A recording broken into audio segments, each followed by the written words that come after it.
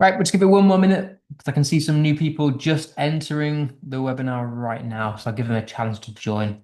So welcome. If you just joined, you've got 1 minute to join the Kahoot quiz. You can join midway through if you still want to. The pin will remain on screen. So if you don't have a chance to join in the next minute or so, you can join mid quiz.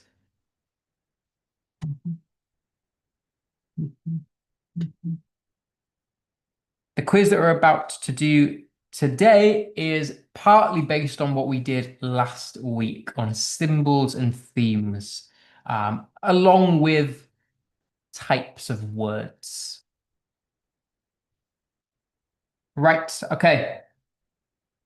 Some people have left. There was 9 people at one point, and now there's 7. What happened? Okay, right. I'm gonna make a start. Again, if you want to join midway through, you're welcome. The pin will remain on screen. Otherwise, you can just write your answers in the chat if you can't access Kahoot. Right.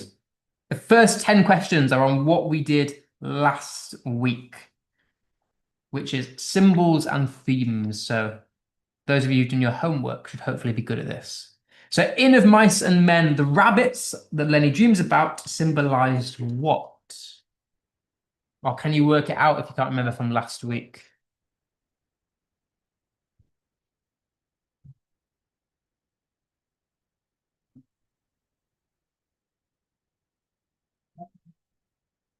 What bigger idea do they represent?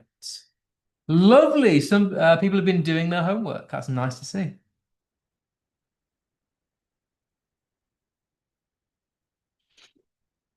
Okay, in many stories, light often symbolizes what? What bigger idea might light represent in a story?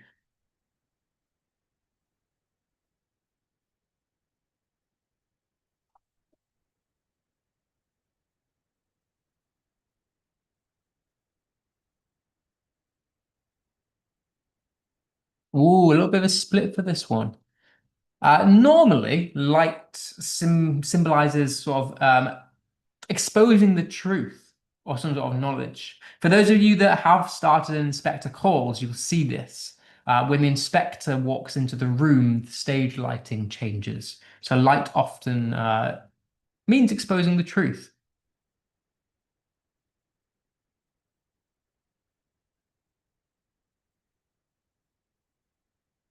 Okay, when an author describes a storm just before something bad happens, it usually symbolizes what?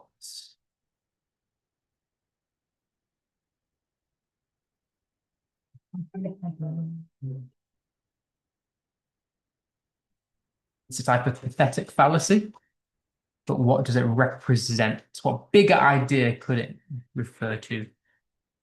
Nice. So it is normally something related to tension, danger, or impending conflict, telling us that something bad is going to happen, sort of foreshadowing. Okay, question 4. What could a rose symbolize?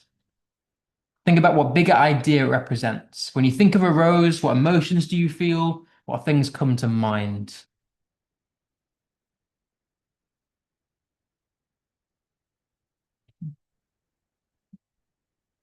Lovely. It is romantic love. Tends to be what a rose symbolizes.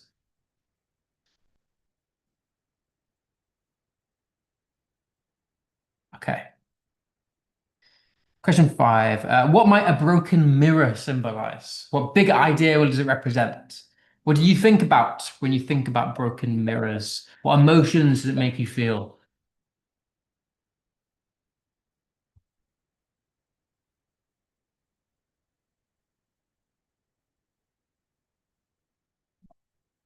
Yes, it is normally bad luck. I don't know if you've heard the phrase before, breaking a mirror brings 7 years of bad luck. It tends to represent bad luck. Or an even deeper level, a fractured sense of the self. Okay, what could darkness represent? What bigger idea could it be referring to? What do you feel in the darkness?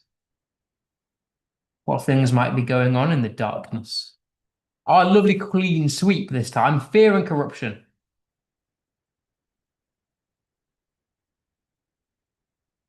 Okay, number seven. The conch shell in Lord of the Flies symbolized. Now, this is a mean one because this might not be a book that you've read, but it's certainly something that I went over last week. What did it represent?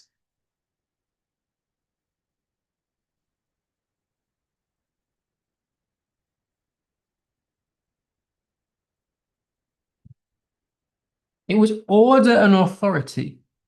This one was a mean one because you might not have read the book, but I used it as a key example in last week's session.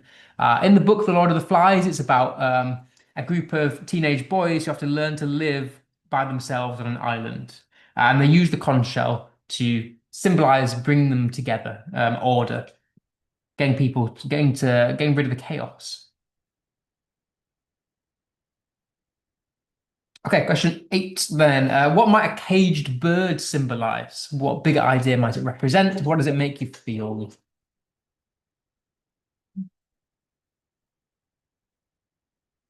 How would you feel if you were caged? Lovely. Yeah, it's entrapment, lost freedom. Okay, what might fire symbolize?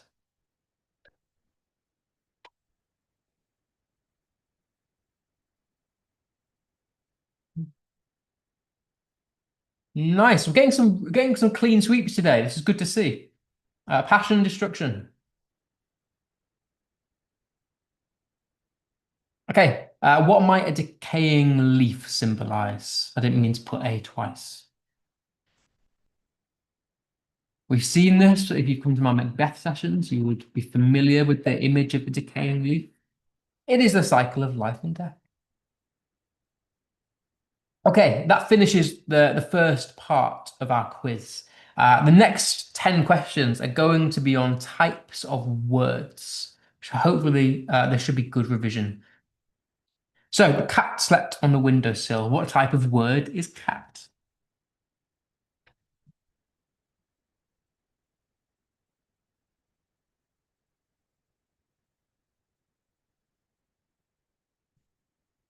So some right answers in the chat. It is a noun. It is a place, a thing, or a name. Okay, she ran quickly down the hill. What type of word is quickly?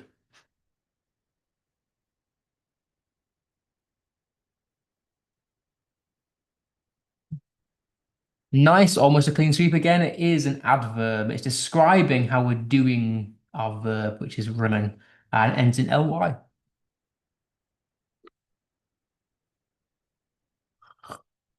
Okay, the sky was a deep blue before the storm. What type of word is blue? Hopefully, this one should be pretty easy.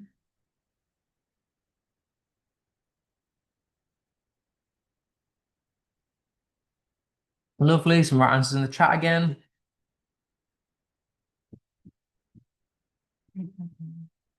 It is an adjective, a describing word otherwise.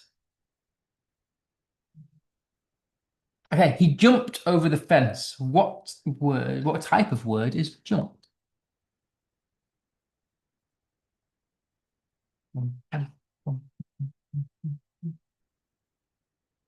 Getting some correct answers in the chat again.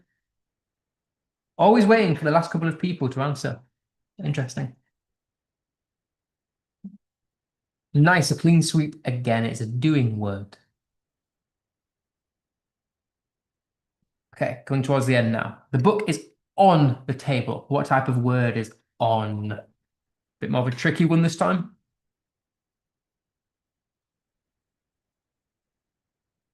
Ooh, this one's divided people. The right answer was a preposition. Now, a preposition tells us where something is in relation to something else. So in this case, the book is on the table. That's where it is. It could be under the table, it could be over the table. Those would be examples of prepositions as well, just where something is. Okay, question 16. Those apples look delicious. What type of word is those? Again, a bit more of a difficult one, but can you work it out by process of elimination?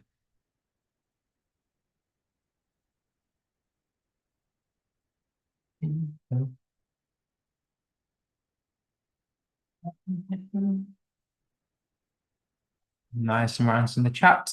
Most people got it right. It is a determiner. Um, it's very similar to like a or an or the are all determinants. They define the noun itself. Okay, very close to the end. They went to the cinema together. What type of word is they?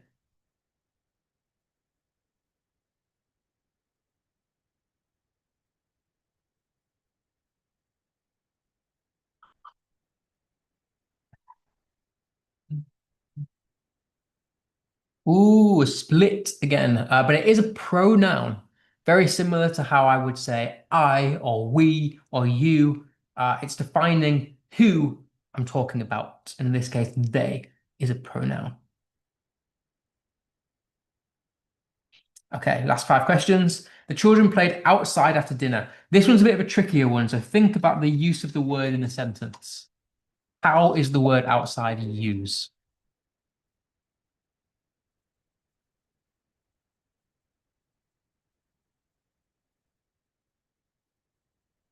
Think about what it's defining. Which word in a sentence is it defining? Ooh, only one person got this. Now, I've put this one in there to throw you a little bit because it is among the more complicated ones. The reason it is an adverb is because it's defining the verb, which in this case here is playing or played. And outside expands on that verb. It's telling us that they're playing. Had I said, had I used outside in, for example, um, the dog was outside the door. That would be a preposition because it'd be telling me where the dog is. Whereas in this case, it's defining the verb, so it's an adverb in this context.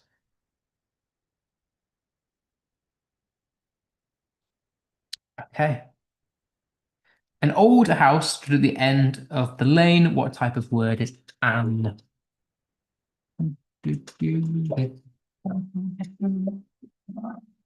Okay, nice. Pretty much most people this time. It is a determiner. Let's speed on a little bit. She looked through the window but saw nothing. What type of word is through? Getting into the more difficult ones now.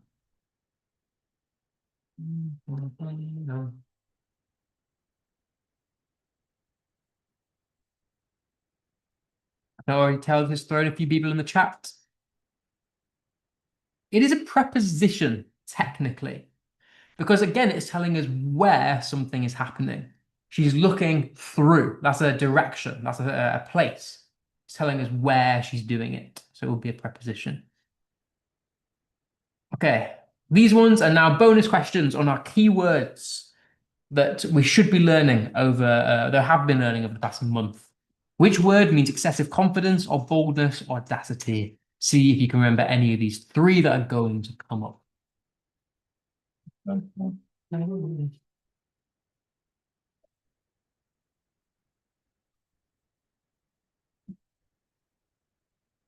Ooh, people have not been revising these keywords. It is temerity, means excessive confidence.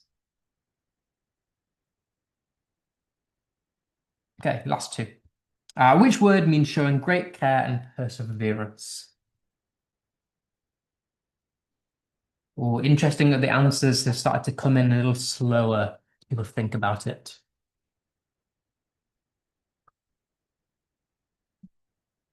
It is assiduous. A few more people got that right. Okay, and then the final bonus question then is define which word means having a huge appetite or being very eager.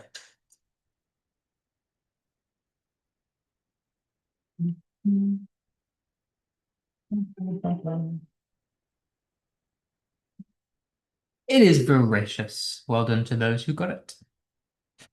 Right, let's see who our winner is today.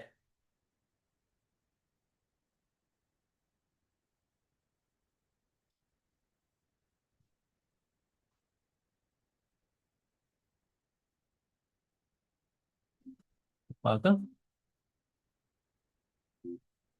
Okay,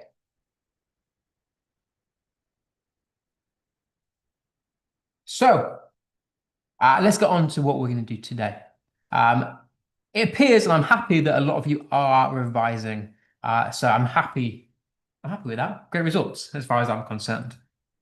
Keywords, keep revising those new vocabulary though, because they will come in useful for exams. And just in general life, it's nice to always have some new words in the bank.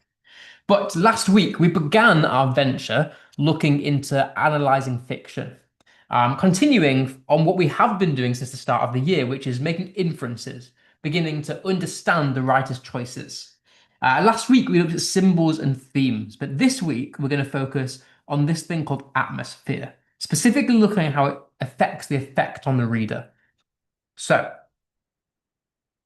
um, just to remind you all, language is specifically the choice of words a writer makes. Very much different to structure. Structure is how something is organized, whereas language is about the specific choice of words. So why has a writer specifically chose to use the word that they have? Writers use language for many reasons. One of them could be to create effects. Sometimes the writer just wants to entertain. They want to make you, as a reader, feel certain emotions and imagine certain things in your head. Sometimes they want to use certain words to tell you things about a character, perhaps to maybe reveal what the character thinks or is feeling through what they say and they do. Sometimes they just want to build an atmosphere. They want to make the reader feel a certain way, whether that's uneasy or whether that's happy or content or whatever. We'll look at a few examples today. Sometimes they use specific words in order to convey deeper meanings, kind of like we looked at last week when we looked at symbolism. Why might a writer choose a specific word that represents a larger idea so that the reader understands and learns something? And sometimes they just want to persuade or explain. Either way, writers make choices on purpose. And so that's what we're going to continue looking at today. So thinking about exploring language in fiction then. When you study how language is used in a story, begin by reading it closely and paying attention to the details. Ask yourself the following questions that might help you understand why a writer has chosen to use a specific word. Firstly, what is actually happening in the plot? And which characters are involved in whatever's happening in the plot? How does the writing specifically make you feel when you read it? And this is something we're going to think about more today, is feelings and emotions. Which words or phrases stand out in particular as being effective or unusual?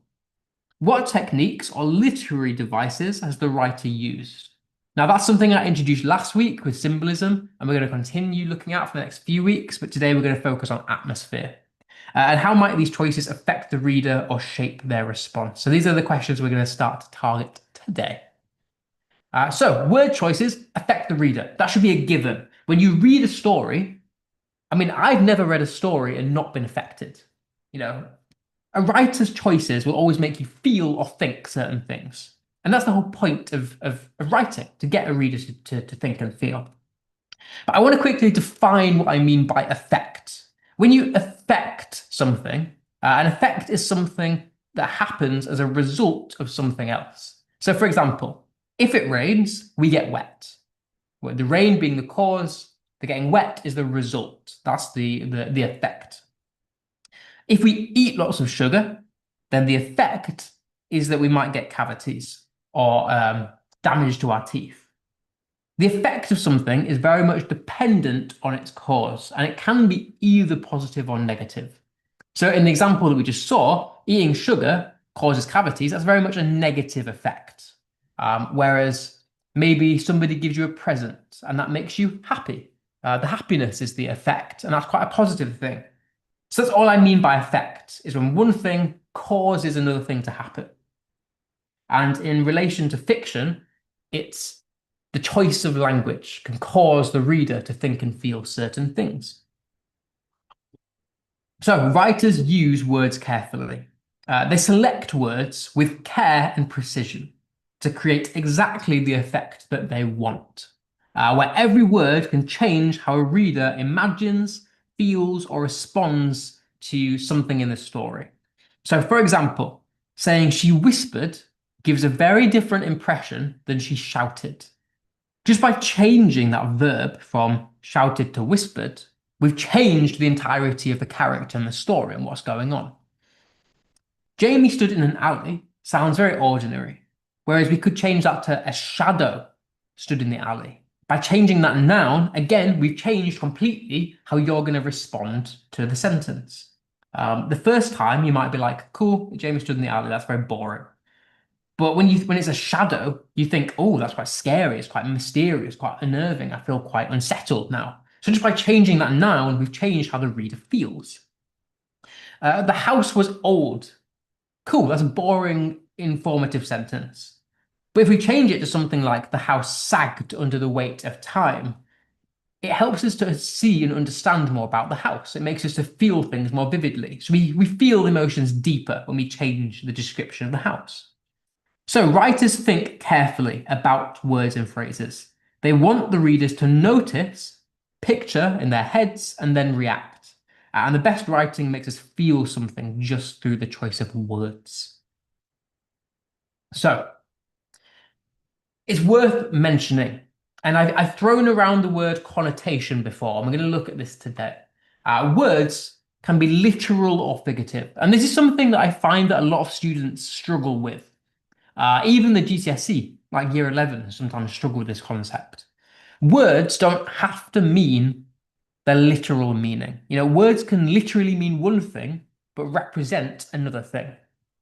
So understanding the difference helps you see how writers use language to create deeper and more imaginative effects. So a word's literal meaning is the exact surface meaning of the word. So for example, if I said it's raining cats and dogs, literally, that would mean animals are falling from the sky. But obviously we know that can't be true. That's physically impossible. But its figurative meaning is what that sentence suggests beyond the literal, beyond the exact meaning, often creating an image, feeling, or comparison. So for example, it's raining cats and dogs figuratively means it's just raining really heavily. So obviously it doesn't mean literally dropping animals out of the sky. It means it's raining heavily. So that would be the difference between a literal and figurative meaning. More examples could be something like, he has a heart of gold. Now, a person can't literally have a heart of gold, otherwise the heart wouldn't work. So it has to mean something beyond the literal. The figurative meaning would be he's kind, he's generous. And I know that by looking at the specific word choice of gold. I can think about what I associate with the word gold. And we'll come on to this. She's over the moon. A person can't literally be over the moon unless they're an astronaut. So we know it has to have a figurative, deeper meaning. And it could be that she's extremely happy. And then finally, the classroom was a zoo. Literally can't be a zoo because we're humans. But the figurative meaning is that it's noisy and it's chaotic. So things don't always mean literally as they seem. And I've put at the bottom, remember, literal is what it says. Figurative is what it really means. So we just did this in the quiz, but I want to very quickly remind everyone of the basics of the types of words, just so that you have them. It's always worth going over the basics. So we get 8 or 9 different types of words. And we'll start off with our nouns. Nouns are just words that represent people, places, things, or ideas. So in the examples that we saw, we had cat, I think was the one line that we got, but it could be dog, city, happiness, car. We're looking, a noun is a thing. Whereas pronouns, this was something that people seem to struggle with, is words that tell you who is being referred to. So I could say, he got a good grade, or she won the competition. They went to the cinema together. Just tells you who I'm referring to. Verbs should be self-explanatory by now. They are doing words. So run, eat, seem. Adjectives are describing words. So we had blue as an example in the test. Happy, tall, beautiful, describing words. And then our adverbs, which tell us how we're doing a verb, how we're doing something. So I could be, let's take, for example, running. I could be running quickly. I could be running well. I could be running silently. An adverb just tells you how I'm doing something. And then we also get prepositions. So that just tells us where something is. So is it on the table? Is it in the cupboard? Is it at home? Is it by the phone? Is it under the table? Just where something is. We get connectives or conjunctions, because, although, and, then, so. And then we get our exclamations and determiners. And determiners are words that define a noun. So that's our the, a, and that sort of thing. Hopefully that should be revision to you. Okay. Well, I really want to rush on to what I want to do today. Um, because I like to make these sessions interactive. I like to get you thinking. So instead of leaving the questions to the end today, I thought let's do questions as we go through each stage. So we've kind of briefly looked at changing words. And I want to go through a few questions with you, get some answers in the chat, get you thinking, get your brain switched on this evening, this lovely evening. So let's look at verbs first. An original sentence might be, the boy walked into the room. But my question to you, and I want to get some answers in the chat, would be, how does the reader's understanding of this character, of the boy, change if you replace the verb walked with crept, stormed, ambled? How might that change the way that we think about the boy, what we know about the boy, we feel about the boy? And then question two, adjectives. So the garden was full of flowers. How might changing the adjective of full to overflowing or sparse affect how we think, feel, or the things we know about the garden? Okay, first few answers. Someone said a sneaky character. For which one? For crept, stormed, or ambled? I'm assuming you meant crept. Yep, for number one, a sneaky character. Yeah, if you're creeping, of course you're going to be sneaky. It tells us that he's trying to be stealthy. He's trying to be unseen. What about stormed and ambled? How does that change the story?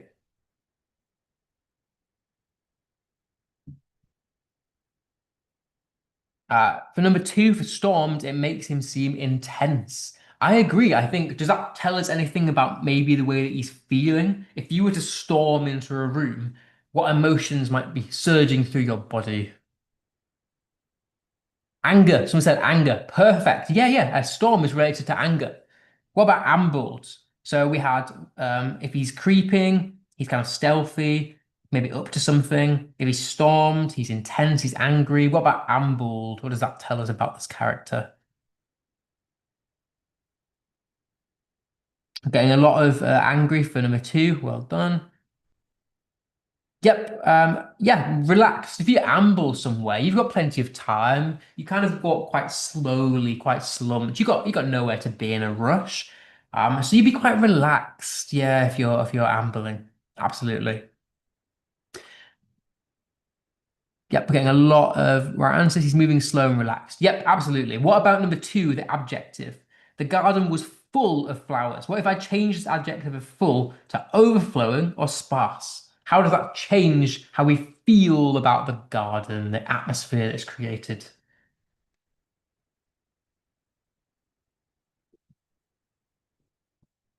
If anyone's unclear, sparse means like empty. There's nothing there.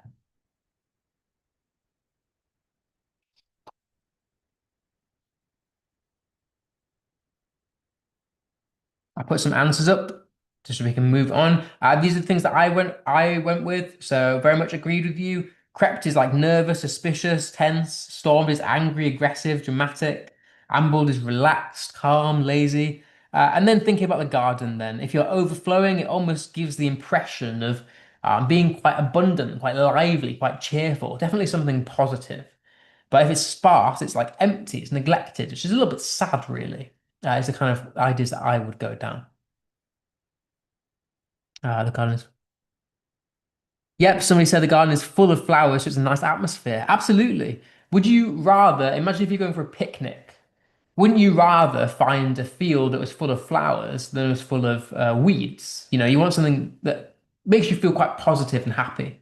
So the overflowing makes the garden seem full of life, whereas sparse kind of seems desolate and depressing. It says it would emphasize the beauty of the garden. Absolutely. Absolutely, it would. Okay, I want to give you just a couple more and then we'll move on. What about changing the nouns? What about she picked up the stick? But what if I changed this noun of a stick to sword, wand, cane? How might that affect what we know about the character and how we feel about the character?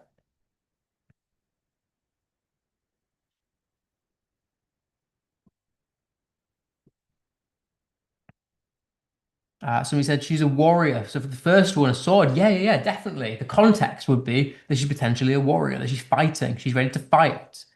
Um, that they're violent. Yeah, absolutely. If they pick up a sword. What about wand? Somebody said that she could be a fairy. Absolutely. There's no wrong answers here. Could be a fairy, could be a witch. Certainly something supernatural. Certainly something mystical. Somebody said for the sword that she's brave. Yeah, possibly. Absolutely. What about Cain then? We've got brave, violent, aggressive for the sword, potentially supernatural for the wand, something mystical, something adventurous. What about a Cain? Someone said possibly an angel. Yeah, possibly. There's no wrong answers here. Yep, to be sort of use a wand is fictional. Absolutely. Yeah, for the Cain, it could be an old woman or somebody who's broken their leg. Okay, and then finally we'll do the adverb. So he spoke to his friend.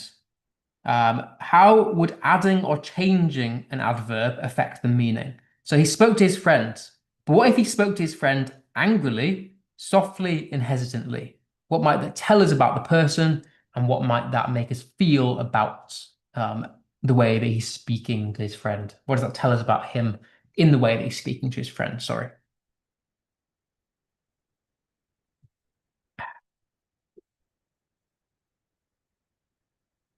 Um, so someone said for angrily, he might have anger issues. I mean, possibly, yeah, maybe he does. What might cause someone to feel angry? What kind of things? What might that show about how he feels about his friend? If yeah, he's frustrated towards the friend. I think absolutely. He could just be a rude person. Definitely. It emphasizes that the friend has done something bad. Yes, absolutely. What about softly and hesitantly? 'Cause these are all good answers.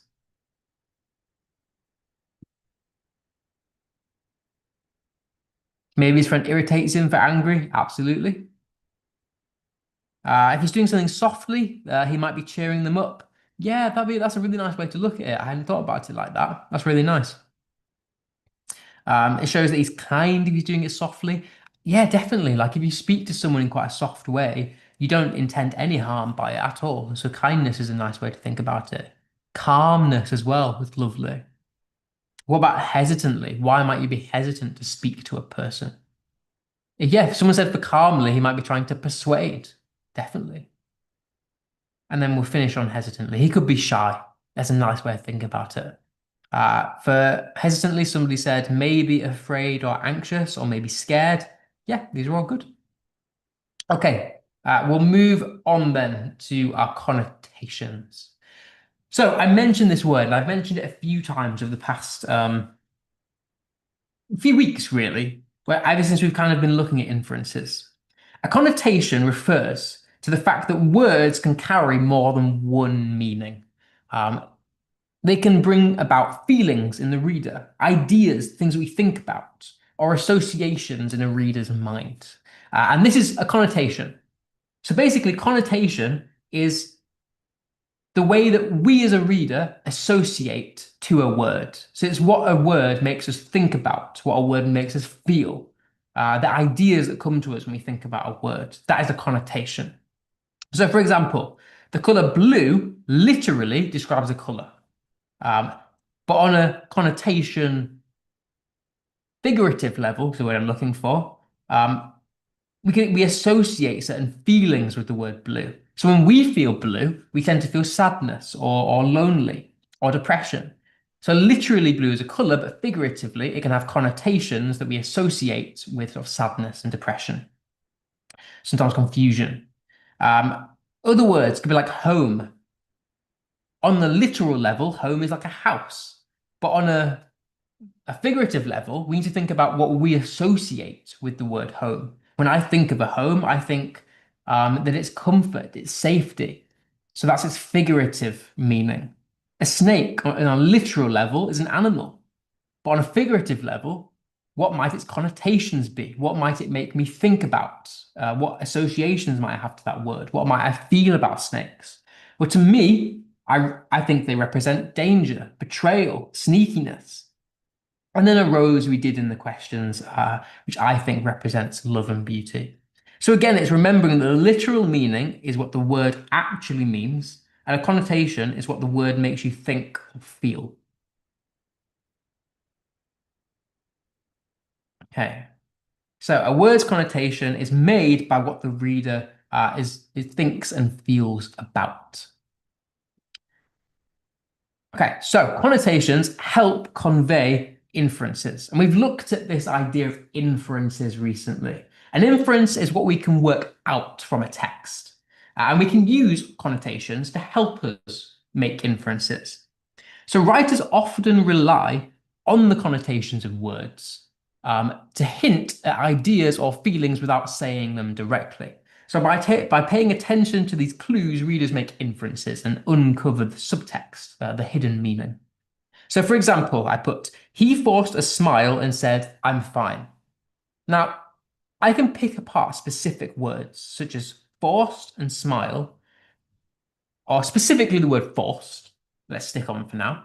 When I think of the word forced, I associate it with like strain. And so my associations, my connotations to that word tell me, or help me to work out that really this person is not fine.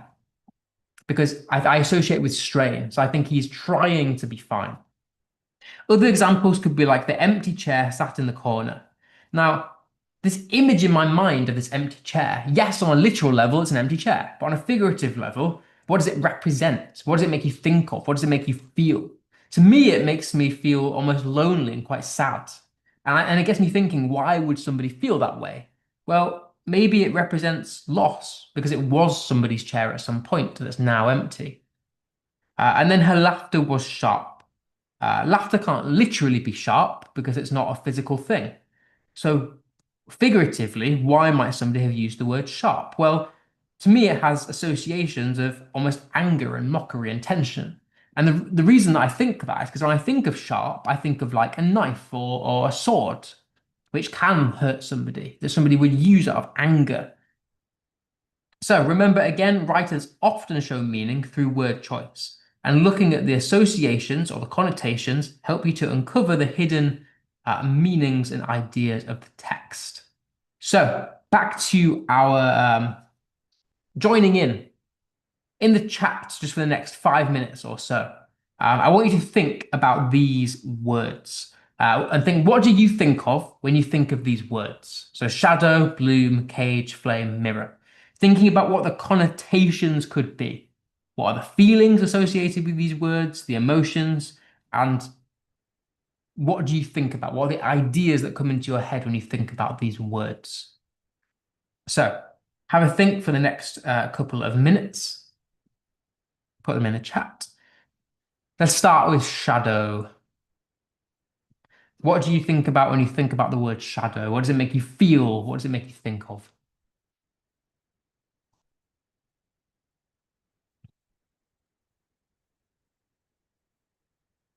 Somebody said loneliness, gloom, deep doom, creepiness, a reflection of yourself. Oh, I love that. A reflection of yourself.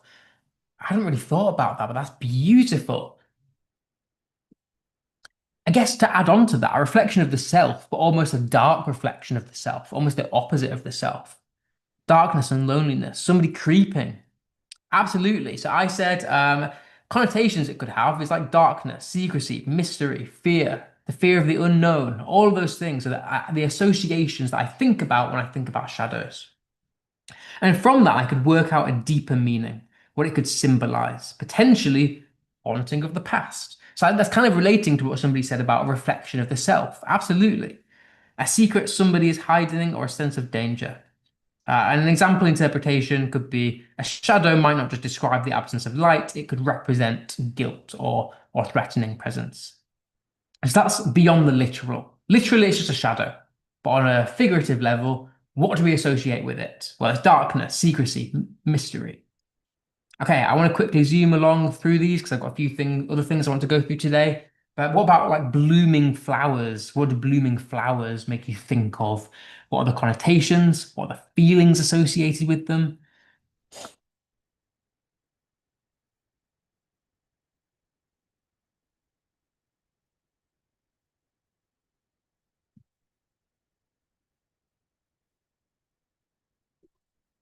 Somebody said joy. Absolutely. Love that. Bloom shows that everyone has the potential to grow and flourish with the right care of environment. Oh, I love that. It's a really nice way of thinking about it. Symbolizes calm, happiness, something nice. Who you truly are could also make you feel proud of the self and maybe step up to something you're scared of. Oh, I love that. To rise reminds me of joy, safety. Yeah, all of these. Absolutely. So to me, I think it represents growth, beauty, life, new beginnings, hope. But there was also some really lovely, lovely ones in there, like safety. Was a nice one. So to me, it symbolizes emotional or personal growth. Okay, we'll do one more just to fill in the time. What about cage? What might a cage make you think of? How does it make you feel? What deeper things could it represent?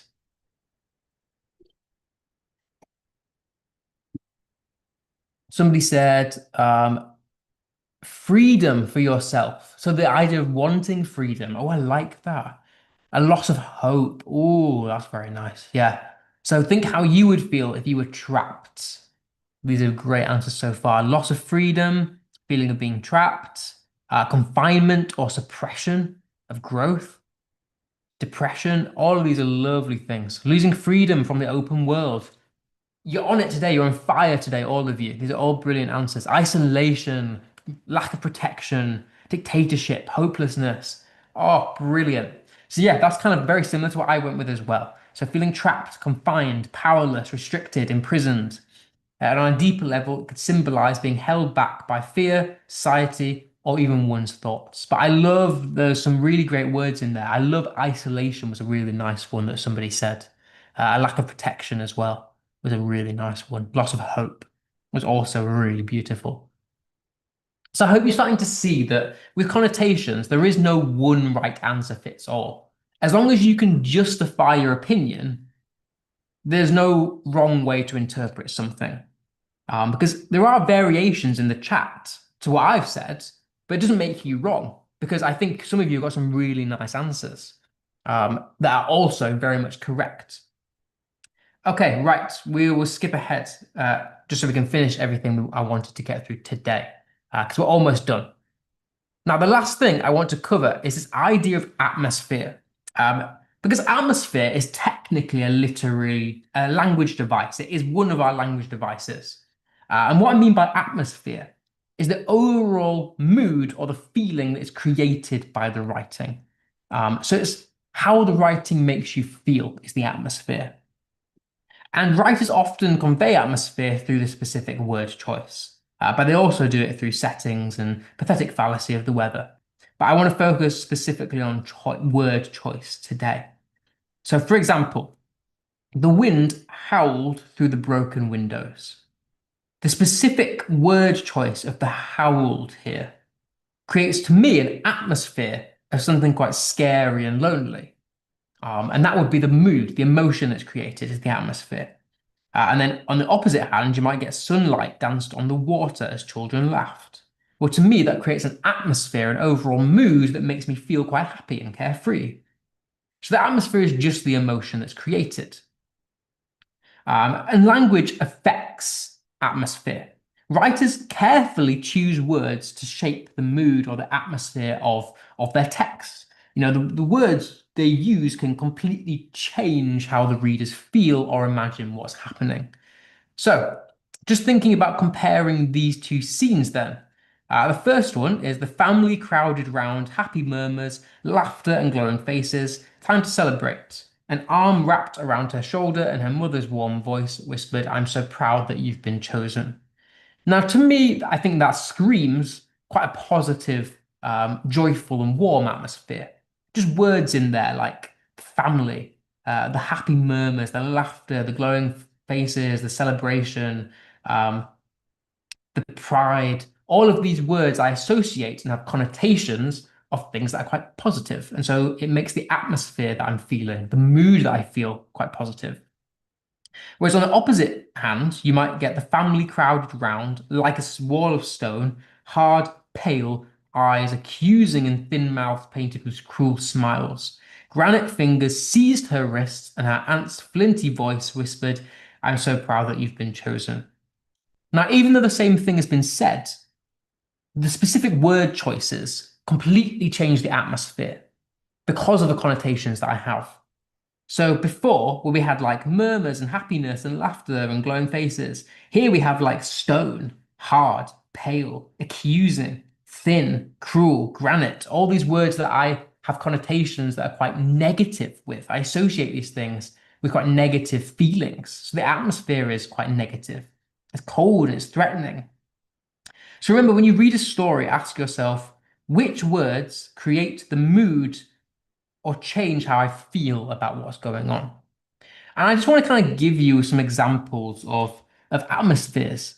Because again, there is no wrong atmosphere. As long as you can justify it, then it's correct. Because an atmosphere is just a feeling.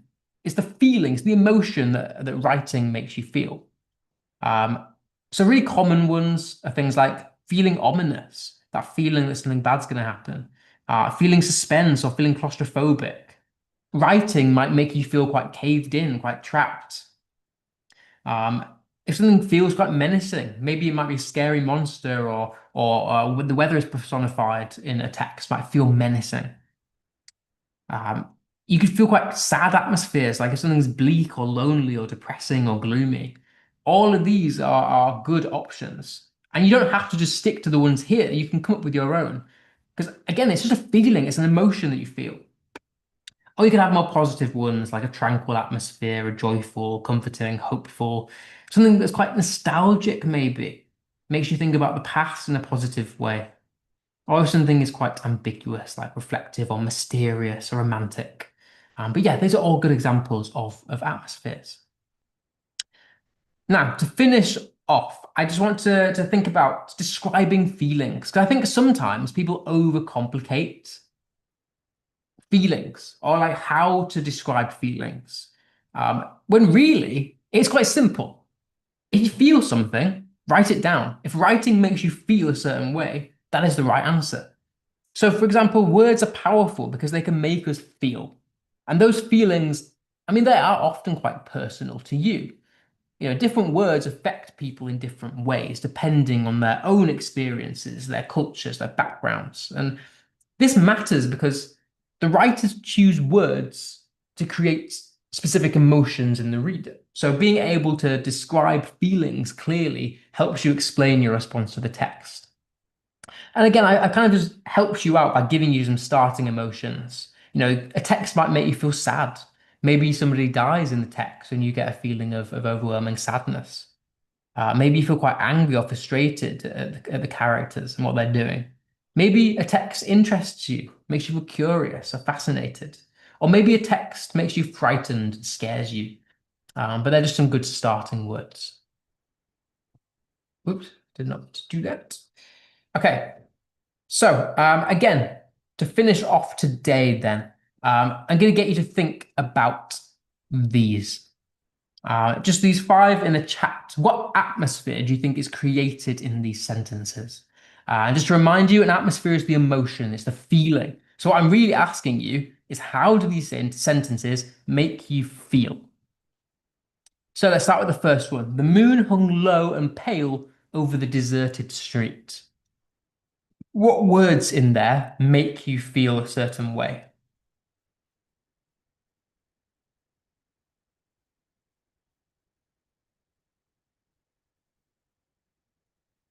So somebody said abandoned for the first one.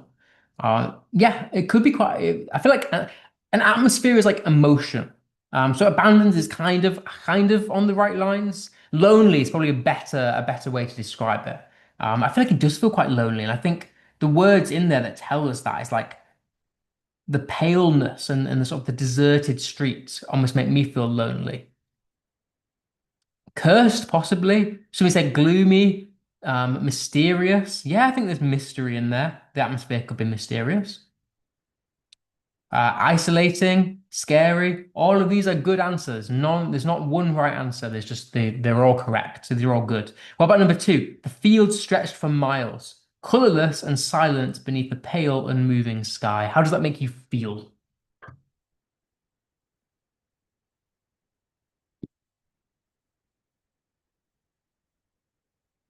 Somebody said, somebody said trapped. Although I'm not sure if that was for the first one or not. Somebody said calm. Yeah, calm is quite a nice one. I think there is an element of calm in there, the unchanging nature of the atmosphere of the nature. Gloomy.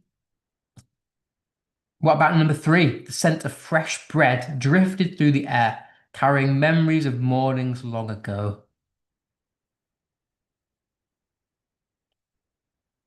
Again, there's no right answer, no wrong or right answers here. It's just how it makes you feel. Give me an emotion. Think about what you would associate with certain words. Has the scent of fresh bread ever made you feel anything? Does it remind you of any memories? What about the memories? What kind of thoughts and feelings do you associate with memories? Someone said nostalgia. That's the one I'm looking for. Nostalgic, absolutely. What about number four? After the storm, a thin ribbon of sunlight broke through the clouds and touched the earth below.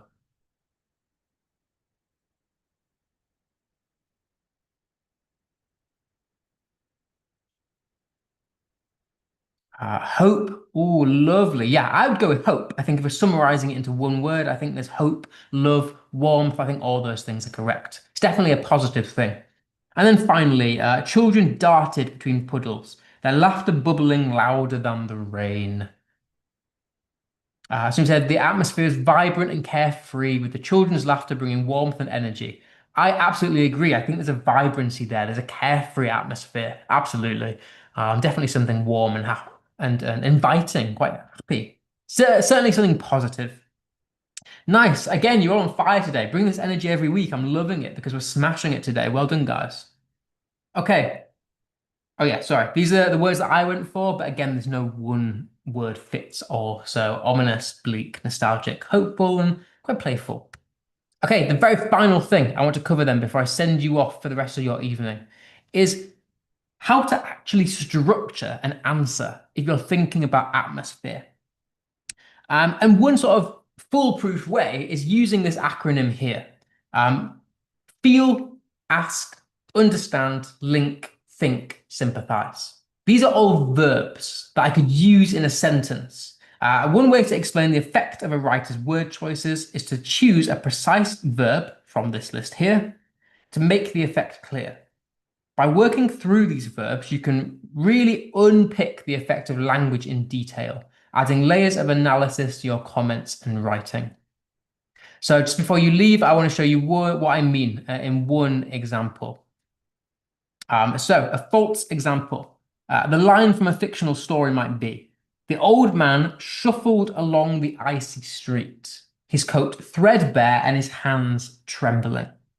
Now, what I mean by using this acronym here is physically using the verbs in a sentence to describe the atmosphere.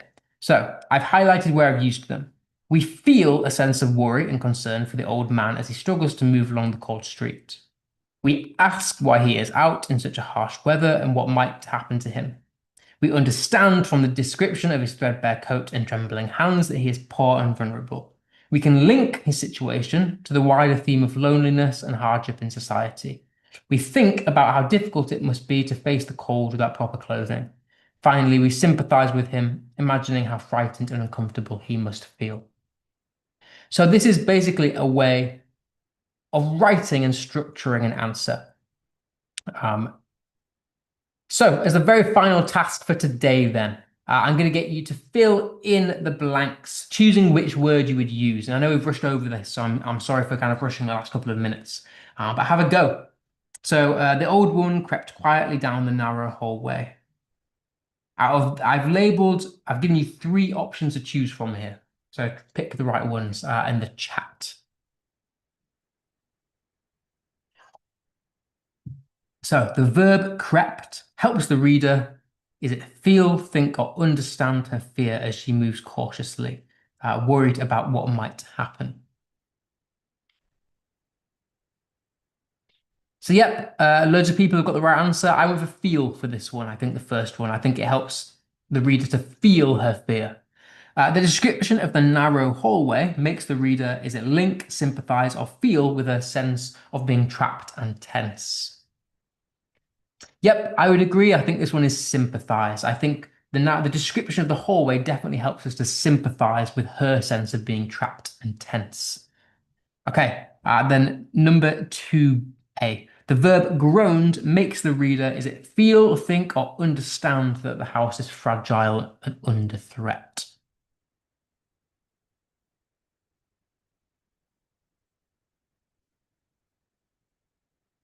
I'm thinking specifically for this one here. I think this one is understand. I think the verb groan makes the reader understand that the house is fragile and under threat. What about this last one, 2B? The phrase under the weight of the storm helps the reader, is it link, feel, or sympathize with the power of nature and the danger it creates?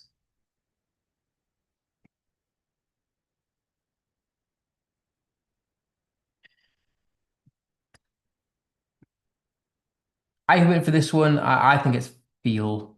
But I think you could argue for link. I think if you chose link or feel, I think that's absolutely right and fine. Okay, and then finally, number 3. The children squealed as the ice cream melted in the hot sun. The verb squealed helps the reader, is it feel, understand, or think the reader's excitement and joy?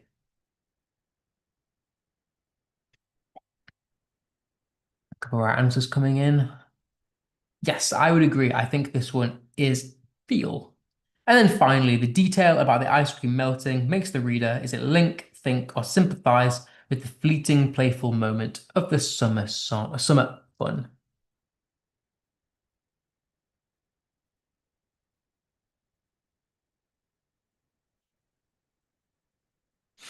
Cool. It is think for this last one.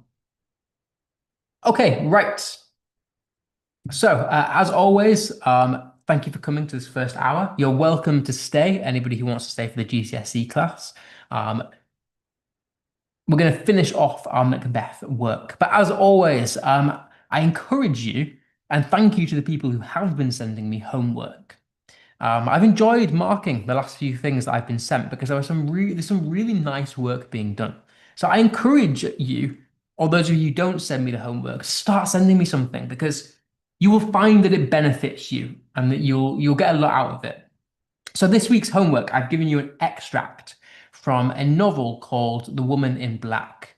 And for anyone who wants to do the homework, here's the extract now. This session is recorded, so you can go back and get it when you need it. But this is the extract for homework. And I'll put the questions on in a second on a separate slide, but take a picture if you need them. Otherwise, this session is recorded. And I just want to stress, um, a lot of people have been sending me photographed images of physical writing. If you can, please can you send me actual online documents, so like Google Docs or Microsoft Word documents, or even PDFs. It's quite difficult to give you feedback when it's written with pen. So if you could, please send it to me online, and could you email it to this email address, and it will get sent directly to me. Okay, here are the questions if you want them.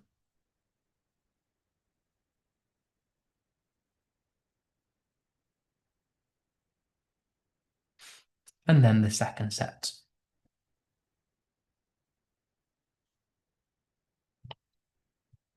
Okay. Right. Anyone who's not staying for the Key Stage 4 GCSE class, have a lovely evening. But otherwise, let's finish Macbeth. Take a minute, just relax, stretch your legs, go to the toilet if you need, and we'll be back in a minute's time and we'll finish, finally, our Macbeth stuff. I promised I would get it done, and I'm going to hold myself to that promise today.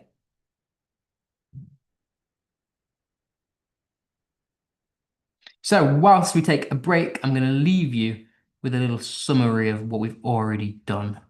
Actually, I'll leave you a little plan.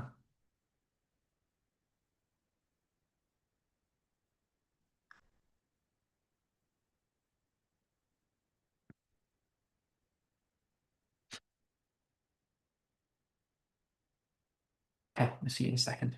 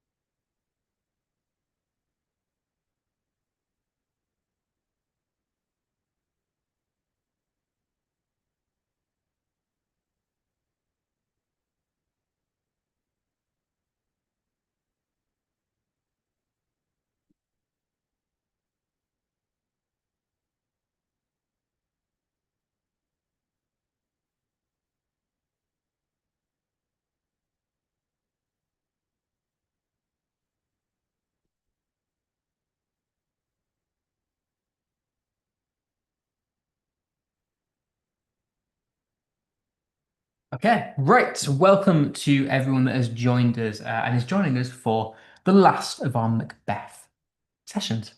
Um, yeah, I said, and I promised I would hold myself to this promise today of finishing Macbeth. But before we start, I want to quickly, I've left you with a little plan.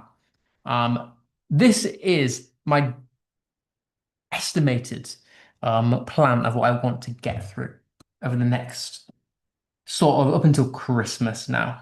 Um, I said that after Macbeth, I would move on to an inspect course because that's what people have been asking me for. But I've scheduled in an extra session next week where I'm going to go through exam technique because I think it would be beneficial to do that. Because you've been through a lot recently, the sort of AO2 and AO3 part of Macbeth. But I want to do a more general how to write a good quality exam answer, and I think it will benefit everybody. And that's not just specific to Macbeth, that's in general. So yeah, come to that if you think it'd be helpful. But let's get this done. So far, we covered last week up until about midway through scene five. So I just want to give you a general reminder of what's already happened. Well, Macbeth feels very meaningless in his life. He feels like everything he's done up until this point has been for nothing. Um, and he found out that Lady Macbeth has died and that the army is approaching his castle, ready to seize it and murder Macbeth. So he realizes that his defeat is inevitable. He's going to die, and he can't stop that from happening. And that's where we're at right now. So let's continue from where we left off then. Last week, I introduced you to this phrase. I gave you the phrase anagorasis. Anagorasis? That's right. Uh, and if you remember back, it's the point in the play where our main character realizes the error of their ways, that things can't improve. And Act 5, Scene 5 is that point. This is Macbeth's point of realization. He realizes that he is going to be defeated. And if you remember back, what triggered him was the lady's cry. A woman cries off stage, and he finds out Lady Macbeth has died. And that is his moment of realization, where he goes, "Oh, maybe everything I've done has been pointless, and oh, I'm going to die." That's his realization point. So let's continue from where we left off then. I looked towards Burnham, and anon methought the wood began to move. Now, what Macbeth is really saying is, I thought the forest began to move. So, we know from the witch's prophecy that they told Macbeth that he was never going to die until Burnham Forest moved. And up until this point, Macbeth has been quite confident because he's thought, well, that's never going to happen because trees don't move. But little did he know that there was an exception to this, that there was a little bit of trickery involved, that he was deceived by the witches because what's actually happened is that the army has taken branches off the trees and they've used them to disguise themselves whilst trying to invade the castle. So tension builds as the witches' prophecies are coming true. The audience are building towards a state of relief as Macbeth's end is near. They would be excited for the restoration of order as they know Malcolm will be king. So, in response to seeing or hearing about the forest moving, Macbeth says, I begin to doubt the equivocation of the fiend that lies like truth. I begin to be wary of the sun. And what he means by that is, well, I'm doubting the witches' lies. I know that they have lied to me. And he says, I'm beginning to grow wary of life. Now, this kind of continues what we were looking at last week. He's feeling quite let down. He's feeling very meaningless in his life as he realizes that he's about to die. So if we pick this apart a little bit then, and I've done the animations this week. I promised I would be here, and I've done the animations. So this line indicates an internal shift in thinking. His psychological state has almost gone from being blindly confident to now he's full of doubt. The witch's prophecies made him feel really confident, and he felt like he was never going to die. Whereas now he's feeling like he's definitely going to die. And so there's that transition there where he's realized the witches have told him lies, and he's realized that he's about to die. And so he's feeling very lost in this moment. And it is the transition towards his final stage of the tragic arc. He's going towards his downfall. But it's interesting in the way that he talks about the witches. He calls them fiends, the equivocation of the fiend. His tone here is very bitter towards the witches. It's bitter, but he's resigned.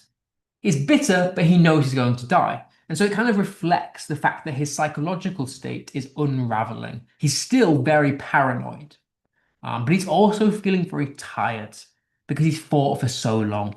And so he uses this metaphor of the fiend to symbolize that he recognizes how evil they are and that he is very bitter about the lies that they've told him. He almost blames them for him being in this situation now. But then again, he says, I'm wary of the sun, basically re-alluding, like we saw last session, to the cycle of life and death. And he uses this imagery quite a lot to symbolize how tired he feels, how meaningless he feels, how ready to die he feels. And these elongated vowel sounds, the wary of the sun, slows the pace of that line, really exaggerates how tired he is. He's been fighting for so long, he's murdered so many people that he's just done. He's ready to go at this point. And so it symbolizes light and truth. He's no longer blind to the lies of the witches, and he's feeling pretty terrible about it. And I want to reiterate, this is his moment of realization, where he realizes that everything for him after this point is meaningless. He cannot win this. He's going to die. And so he's feeling pretty terrible about the choices that he's made up until this point.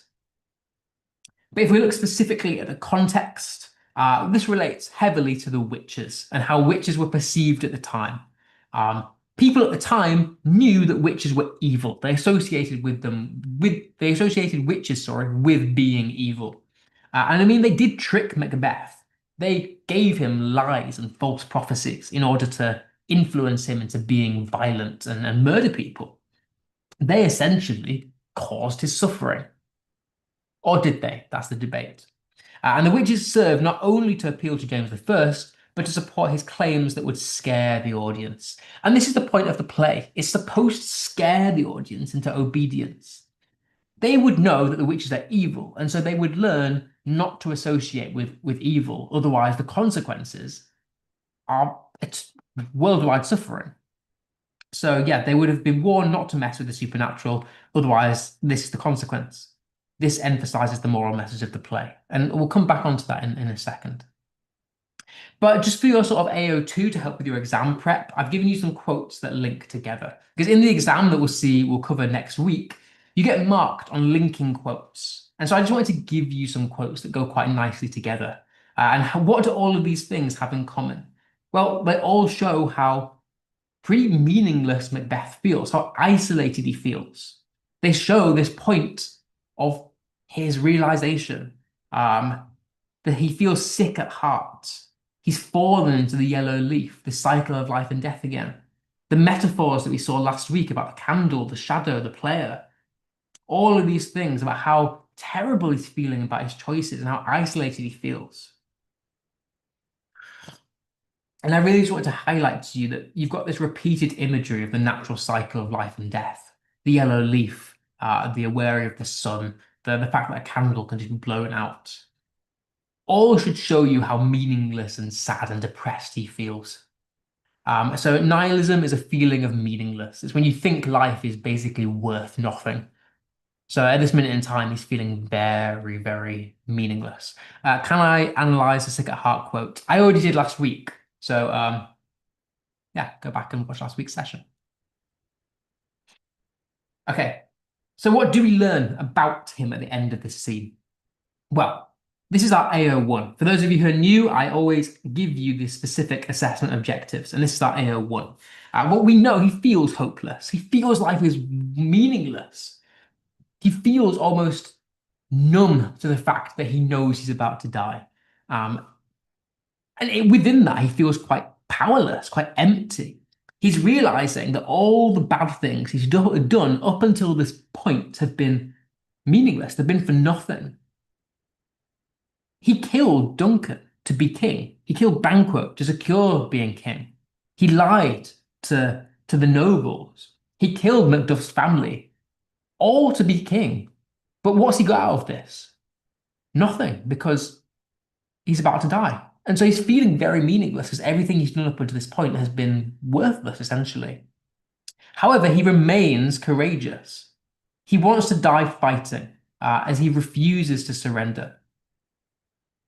Okay, so my question to you then, thinking about AO1, why does Macbeth keep fighting even though he knows he's going to die? Because that's kind of a pivotal question.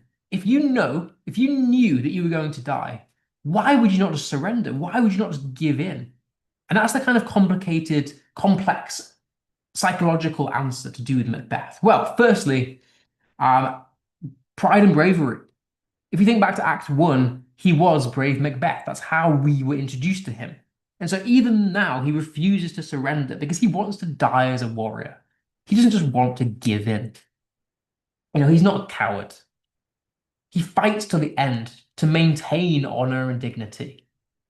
Perhaps it's out of defiance. Maybe he refuses to let fate or enemies control him.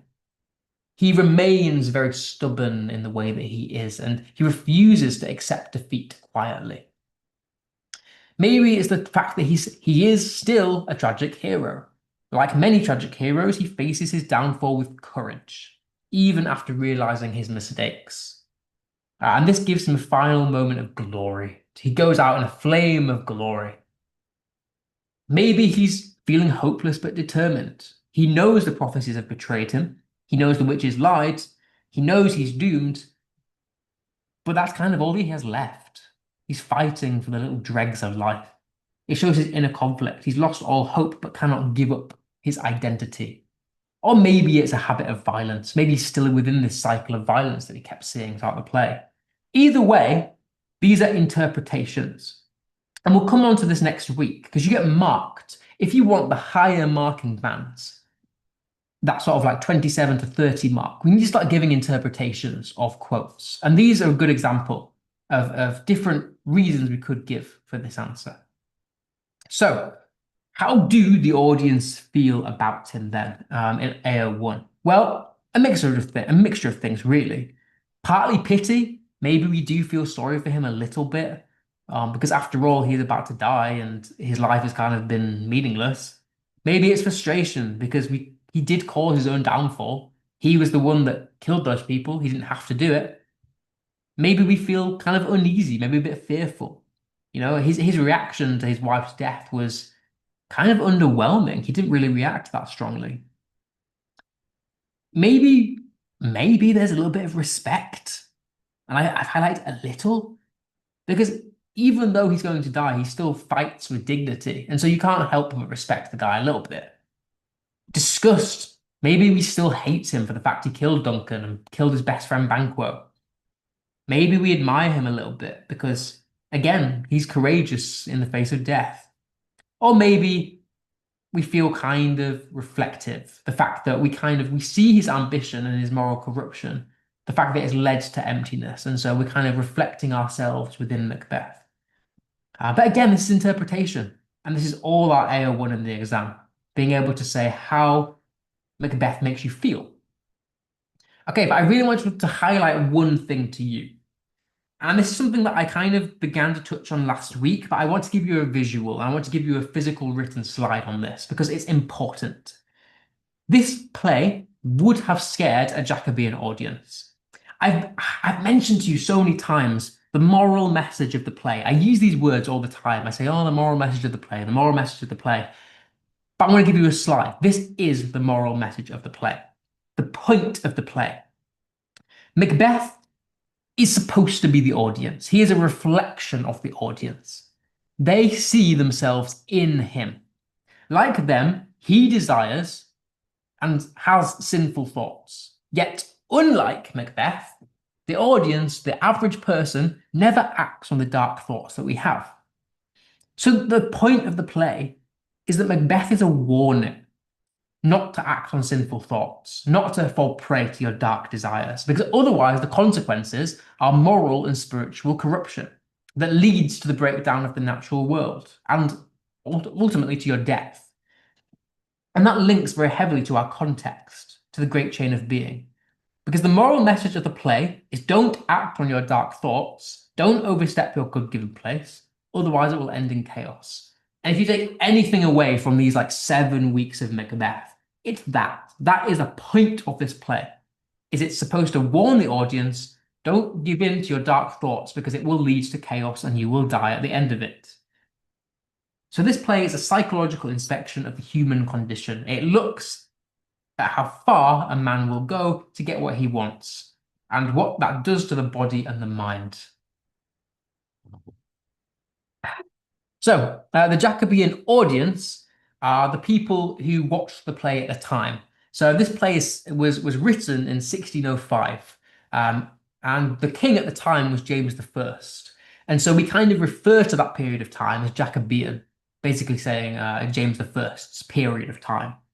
Very much similar to how when Queen Elizabeth was alive a few years ago, our period of time was the Elizabethan era. Okay, but I want to move quickly on. Act 5, Scene 6 then, we're moving in tension. Malcolm, Siward and Macduff lead their army towards Dunsinane, throwing down their camouflage branches and preparing to attack Macbeth's castle, so the tension is building. Now, there's not really any quotes from that scene that you need to know, just that it does happen. So, moving Act 5, Scene 7, the second to last scene. Macbeth kills young Siward, son of Siward, the English general. He boasts that he fears no man born of woman, reaffirming his belief very much still in the witch's prophecies. So, there's only really one quote from Macbeth in this scene that I really, really want to focus on, and it's this one here. And to me, this is genuinely one of my favorite quotes from all of Macbeth, because I think it really summarizes him as a character right now in this moment. They have tied me to a stake. I cannot fly, but bear-like I must fight the course.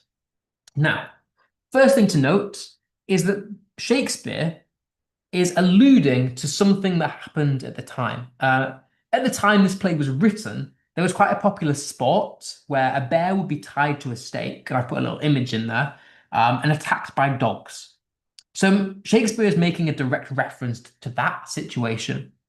And the point of that, the effect, is that this allusion would resonate with Elizabethan audiences as quite a vivid symbol of struggle against unavoidable suffering. He's saying he feels like the bear that's tied with a rope to the pole. He cannot escape. He cannot even defend himself. He's getting attacked by these dogs, and he can do nothing about it. And so that metaphor is quite important because he's showing how violence is now like a primal and instinctive thing to him. Think back to Act 1, when we first met Macbeth. We were introduced to the character by his violence. He was known as Brave Macbeth, the noble warrior. So it's interesting here that by the end of the play, violence is actually primal and instinctive. In Act One, it was celebrated. It was something that he was celebrated for. Whereas now it's primal, it's instinctive. It's no longer strategic, it's no longer honorable. It's actually survival. He's saying that he has to fight to live. So he's no longer a man with conscience, but a hollow shell, a primal animal who cannot control his violent tendencies. And the imagery here of the bear also shows how he feels trapped. He feels quite helpless. Like the bear tied to the pole, he cannot escape, showing that he knows he's going to die and he can't do anything about it. So he feels cornered, fighting a futile battle, forced to confront his opponents despite his very small odds of survival. And then you also get this like tone of defiance. They've tied me. I cannot. I must. All these sort of imperative verbs. The tone is defiant and resolute. He accepts that death is inevitable, but he will not surrender. You know, the language here is quite blunt to emphasize almost how powerless he feels. And the words evoke a sense of struggle. So if you take anything away from this quote, it's that he feels trapped.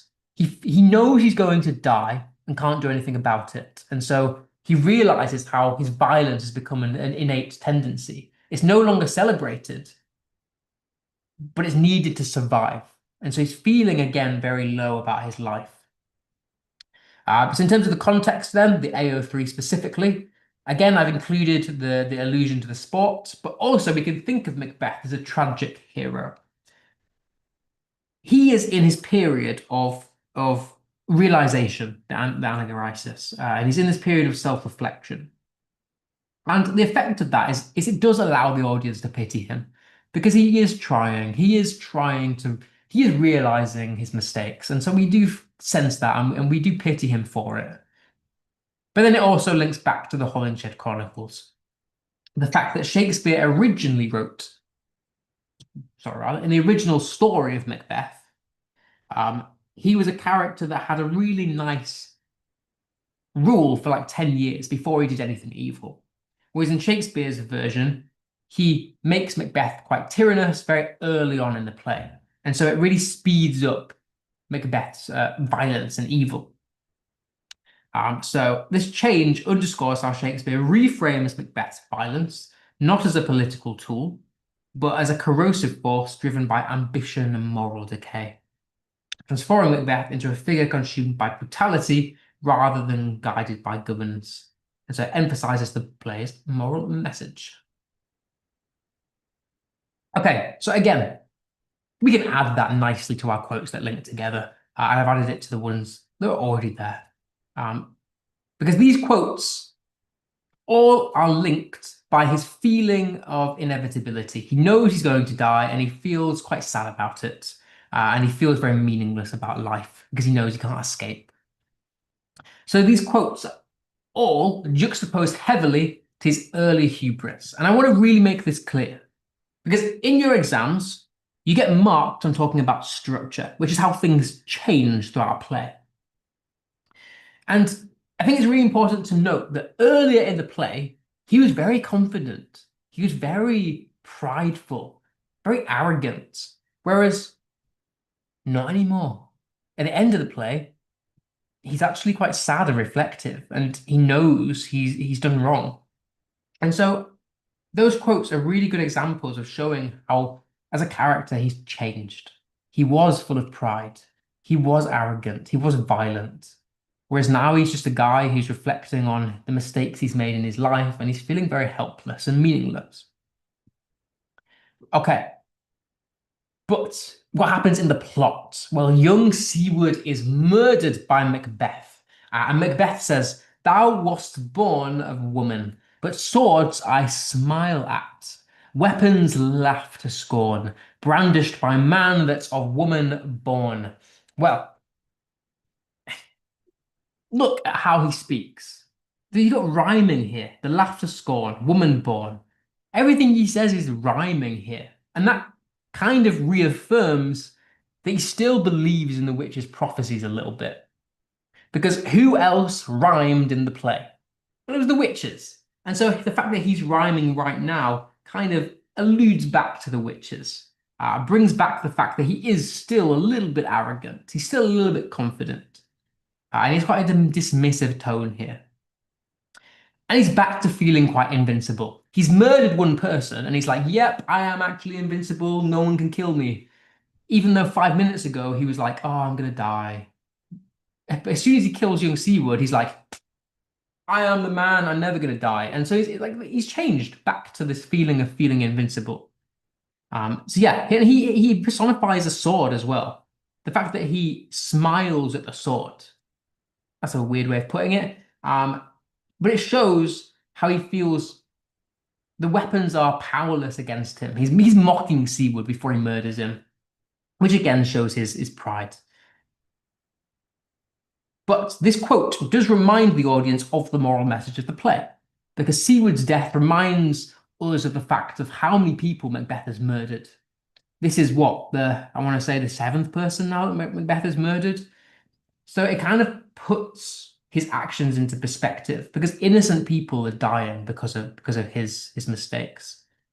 And so it really highlights the moral message of the play, that Macbeth is a warning to the audience. Don't do evil things because it's going to bring chaos and you're going to suffer.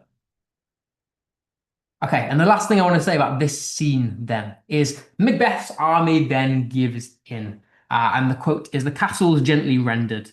The tyrant's people on both sides do fight. The noble thanes do bravely in the war." And you don't need a direct translation of this quote.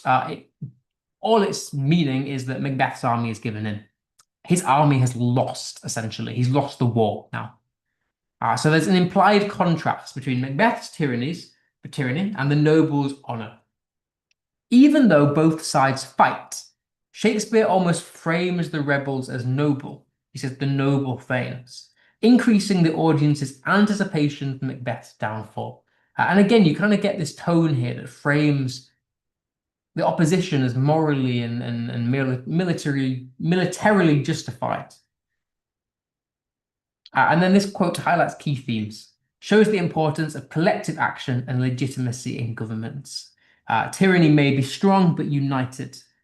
But united, morally justified forces prevail. And this foreshadows Macbeth's defeat. So all you need to remember is that Macbeth's army have lost. And so that's obviously going to make Macbeth feel even worse because he's got nobody defending him now. He is left on his own, isolated by himself. So what do we learn about him from this scene? Well, even though he still feels worthless, he remains fighting. And he's quite a fierce fighter because he did kill someone else, an army general, no less. And so he is still skilled and courageous. But he also clings to the witch's prophecies. You know, even though the woods moved, he still clings to the one prophecy that hasn't come true yet. And so I guess that's quite ironic, because he's quite arrogant still. He's clearly still overconfident and misled. But the main one I want to focus on here is he is isolated. His army have given in. His army have been defeated. And so he's left as the last man standing, fighting alone on a battlefield when everyone else has abandoned him. So he is fulfilling the tragic hero arc. This is the last moment of his downfall. A once great man destroyed by ambition and false confidence.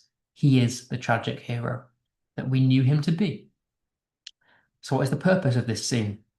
Well, it shows us Macbeth's final courage. It builds the tension before the final confrontation, and it shows Macbeth's isolation. He is a tragic hero who's about to die. So everything that we've done up until this last 7 weeks, I want to say 7 sessions, it might be more, has led us up until this point, the final scene of the play. Act 5, Scene 8. Macbeth faces Macduff in battle. Macduff reveals that he was not born of woman in the usual manner, but was delivered by caesarean section. Realizing that he has been deceived by the witch's prophecy, Macbeth refuses to yield and is killed by Macduff. So, Structurally, this is still the climax. Even though this is the last scene of the play, it is still the climax because this is the main moment. Everything is built up until this point. So, the first quote I want to go through is I bear a charmed life, which must not yield to one of woman born. Now, Macbeth is still very confident here. Macduff has come to fight him, he's come to kill him, and Macbeth's response to that is, well, I am blessed. The witches have told me that I cannot die by anyone who wasn't born by a woman, which is everyone. So he's feeling very overconfident. And so you get this idea of like the charmed life, this almost metaphor for the supernatural. Shows how dependent he is, that he feels blessed. He feels overcome by magical power. He's almost controlled by forces that are not human.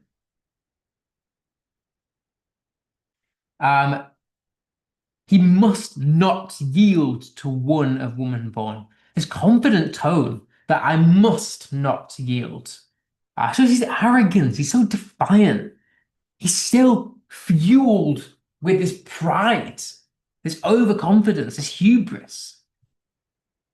But it also foreshadows his death.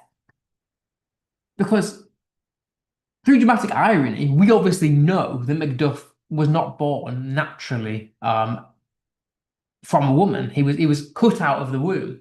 And so we know he's going to die. It's impending, it's inevitable. But then you also get this irony, because the quote that I showed you in the previous scene about the bear tied to a stake, well, that's quite ironic, because I bear a charmed life. This double entendre of the word bear is quite ironic, because in Act 5, Scene 7, he used the metaphor of the chained bear to show his isolation. Yet his choice of words here conveys false confidence. And this sort of contrast in the use of the word bear, this double entendre, shows his emotional instability and tragic arc from helpless victim of forced fate to fight, to arrogant fighter who chooses to believe in the supernatural protection. It's an interesting choice of words. Okay. But Macduff says, Macduff was from his mother's womb untimely ripped. And what he means by that is I was cut out of my mother's womb before she could deliver me naturally. So he wasn't born naturally. And this is interesting because AO1 related, fate is being fulfilled. The witch's prophecy is coming true. This is the moment that Macbeth's about to die because his downfall is here. AO2, if you analyze the language, well, Macbeth's unnatural birth Macduff's unnatural birth juxtaposes Macbeth's unnatural deeds. And this is almost symbolic of how nature is correcting itself. Morality is correcting itself. Order is being restored. And also the sort of verb of ripped, it's quite a violent, plosive verb. Almost symbolic that Scotland is about to undergo a period of rebirth, purity. But then you get this context as well, that the natural order is restoring itself. The great chain of being is healing, and Macduff's birth is God deemed, showing that the divine right of kings is also restoring itself. Macbeth tried to control fate, but is being punished. So this is the moment of his death. The witch's prophecy is coming true, his evil deeds being exposed, and the natural order is restoring itself by killing Macbeth, by restoring the rightful king. Fate is taking place. Now, Macbeth's final, well, not a final thing, sorry, I won't go. So the second to last thing he says before he dies, and be these juggling fiends no more believed. And what he really is saying here is, I no longer believe the witches. Which is quite apt, really, because Macbeth's tone is full of resentment. You know, he feels betrayed by these witches. And we know that because of this sort of plosive B sounds, the B, the believed. All of this sort of sounds create quite a harsh, spitting tone, which emphasizes how angry he is and disgustful he is towards the witches. And again, he recalls them fiends. He uses the word fiend again. So I should have put, he repeated the metaphor of the fiend, really, to compare the witches to tricksters who use sleight of hand to deceive. And this idea of juggling as well almost has connotations of deception and false skill, showing how the witches almost disillusioned him into following their prophecies. But really, they were empty. And so this emphasizes his resentment towards the witches, his betrayal. He uses religious imagery to show them as evil demons. So what this quote is showing us is how betrayed and resentful he feels towards the witches. But then you also get this AO3 context. Well, as we kind of discussed before, the witches, they symbolize evil and manipulation, reflecting the societal fears that witches could control or deceive humans. Macbeth calling them juggling fiends shows how he recognizes them as malevolent tricksters rather than guides to power. For the audience, this would reinforce the idea that trusting witches or evil forces leads to ruin. And then we also get this debate of fate versus free will. Throughout the play, I've kept talking to you about fate versus free will every week, but Macbeth struggles between his own ambition and the prophecies. And by calling the witches juggling fiends, he realizes that fate isn't straightforward. The witches' words were ambiguous and deceptive. And this moment shows the tragic consequences of his own choices. He acted on their predictions, but he misinterpreted them. And so it blends free will versus fate. And this is the moment of recognition, which shows he finally sees the truth, although it cannot save him. So I just want to take this moment to really reiterate this fate versus free will. I've talked to you loads about this in the past. Ultimately, it's my opinion that Macbeth is his fault completely. You might have a different opinion. You might think it's the witch's fault. That's up for debate. Personally, I think this is a play about how far one man will go to achieve his dreams. And he will go so far as to murder lots of people. And so it really shows the consequences of giving in to your dark desires. And I think that's more to do with free will than it is to do with fate. Because even though the witches gave him the prophecies in the first place that inspired his later actions, it was really his own choice to murder those people. And we know that because Banquo also got the same prophecies. But did he murder people? No, he remained a nice guy. And so, for me, I think it's Macbeth. I think it's his own fault. He chose to murder those people. He didn't have to. He chose to misinterpret the prophecies. This is completely on him.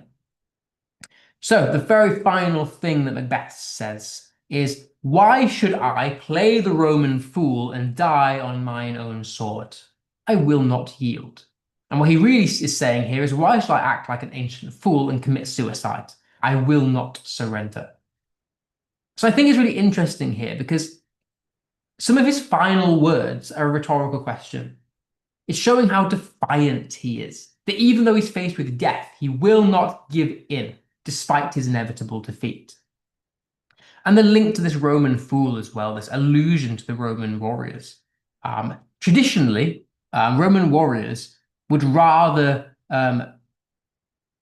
would often unalive themselves rather than face capture. But Macbeth is subverting this and saying, well, I'm not like them.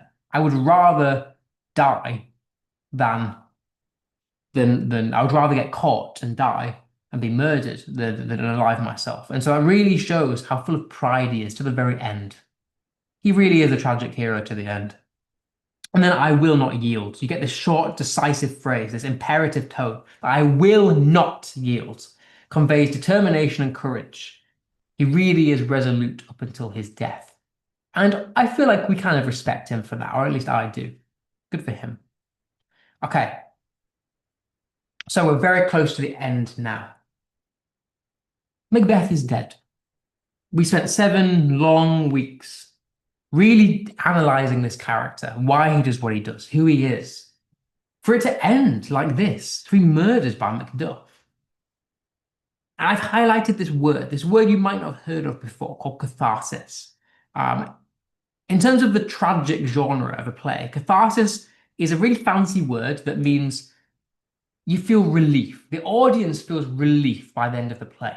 By the end of the play, you get to a point where you can finally let out your big you can finally exhale. You're like, that was a lot. Now I can sit and chill. That's kind of what catharsis is. It's this feeling of emotional release. Um, by witnessing Macbeth's death, his tragic downfall, the audience's emotions are purified or purged, leaving them with this sense of moral balance. And so Macbeth's death gives the audience a sense of relief because all of the tension is released. And that's all that catharsis actually is. So let me just take this moment to answer some questions. If Macbeth had yielded in the end, he might have survived, but he would have lost all of his pride and honor. For him, dying in battle was better than living in defeat.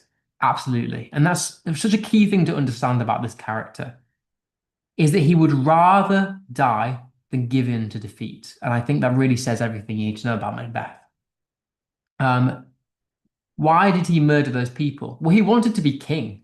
His goal, his ambition was to be king and to maintain being king as well. So he murders people in order to do that. In the Holinshed Chronicles, was Banquo a good guy? In the original story, Banquo was a bad person. He was on the side of Macbeth. He would help murder people. But Shakespeare changes that and he makes Banquo a good person. And that really is to emphasize what I said about the moral message of the play. By having Banquo as almost the opposite of Macbeth, it puts Macbeth's bad deeds into perspective. It shows that it's Macbeth's fault. If Banquo could get the prophecies and not murder people and be a nice person, then it really tells us that it's Macbeth's fault because he was the one that chose to do the bad things when Banquo didn't do the bad things. So that's, yes, in the original story he's bad, but Shakespeare makes him good. So to finish off then, we finally reach the resolution of our play. Macbeth is dead and Malcolm is king. Hail King, the time is free. And what's really being said there is, Hail King Malcolm, we are free of the tyrant, which is Macbeth. So the person who ends up being king at the end of the play is Malcolm, who is the son of Duncan, who was murdered by Macbeth in Act 2.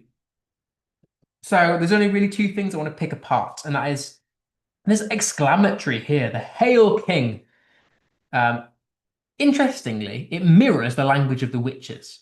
Do you remember back in Act 1 when the witches gave Macbeth the prophecies? It was Hail the Thane of Glamis, Hail the Thane of Cawdor, Hail the King thereafter, something like that. Well, this Hail almost mirrors what the witches did, except it's done on purpose.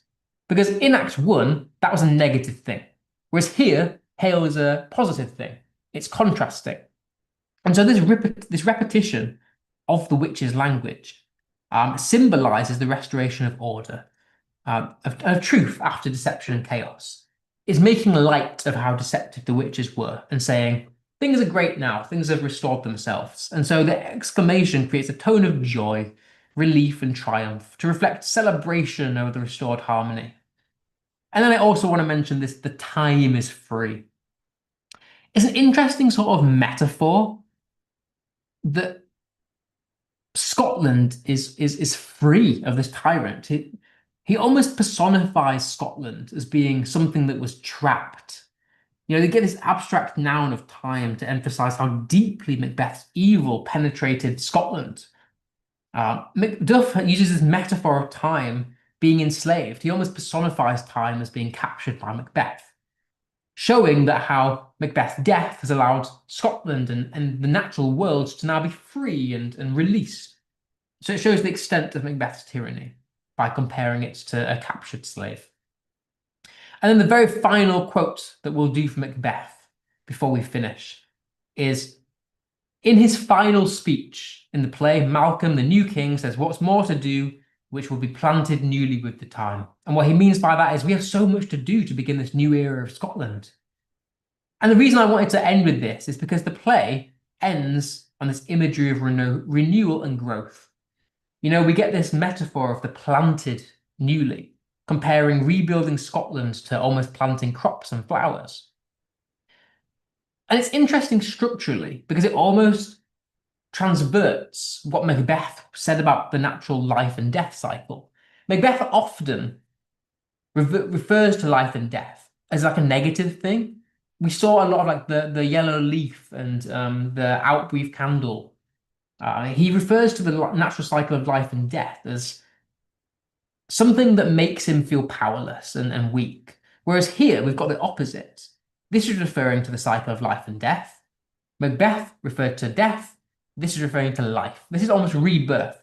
So it's structurally interesting as it juxtaposes Macbeth's same references, where he used the metaphor to present a lack of meaning. But Malcolm subverts this to present the creation of meaning. The natural order has been restored. And you also get this like personification. I really wanted to highlight back. Do you remember in Act 4 and like the start of Act 5, where Scotland was personified with images of disease? It was described as like sickly.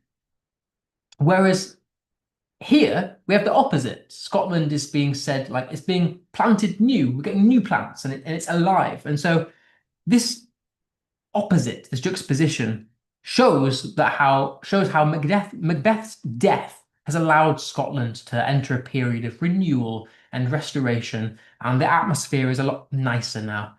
So it really reaffirms this idea that Macbeth's tyranny was destroying Scotland, whereas now Macbeth's death has allowed Scotland to be free.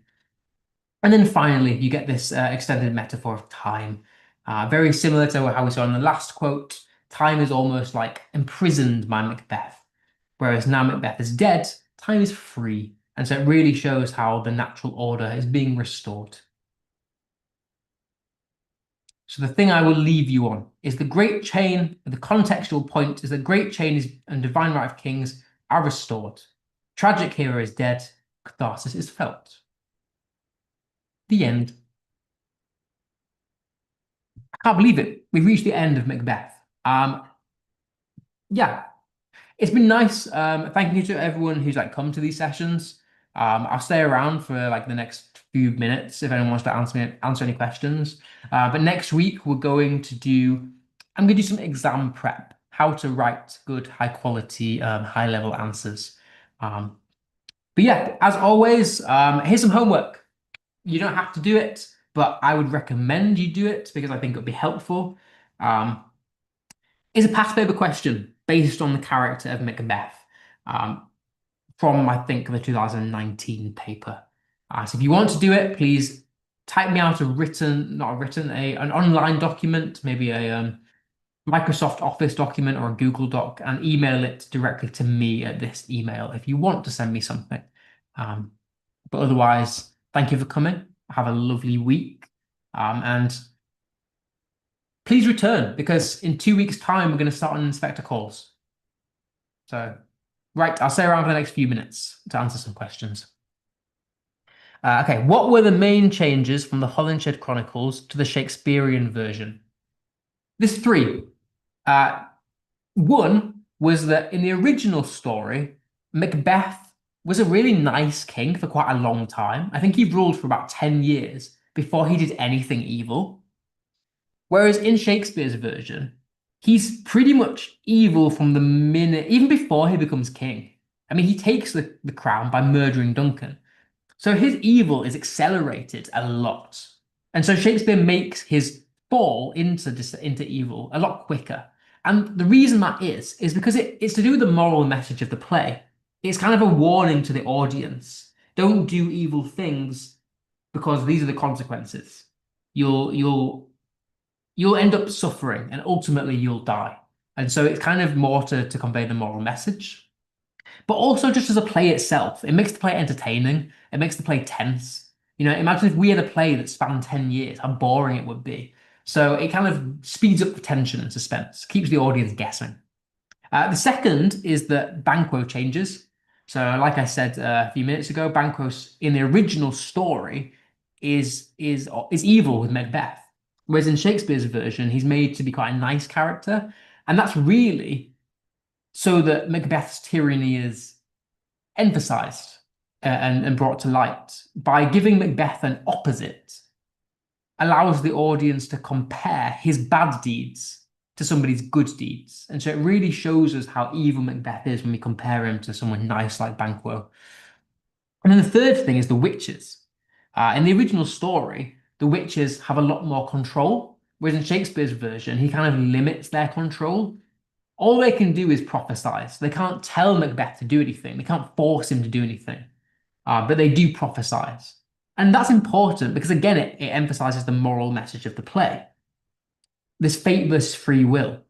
Ultimately, they are the ones that influence him, but he's the one that ultimately chooses to do the bad things. And so, yeah, that's kind of the three main ones. Uh, what are the main changes with the revamped AQA paper? Is there a significant difference? I don't think there are. I think there's only minor changes. I'll have to get back to you on that next week because I didn't realize there were going to be any major changes. Do we have a lesson next week? Yes, we do. I'm going to do some exam prep. Is there a movie about Macbeth? Yes, the 2015 version is a really good version. Let me get it up for you.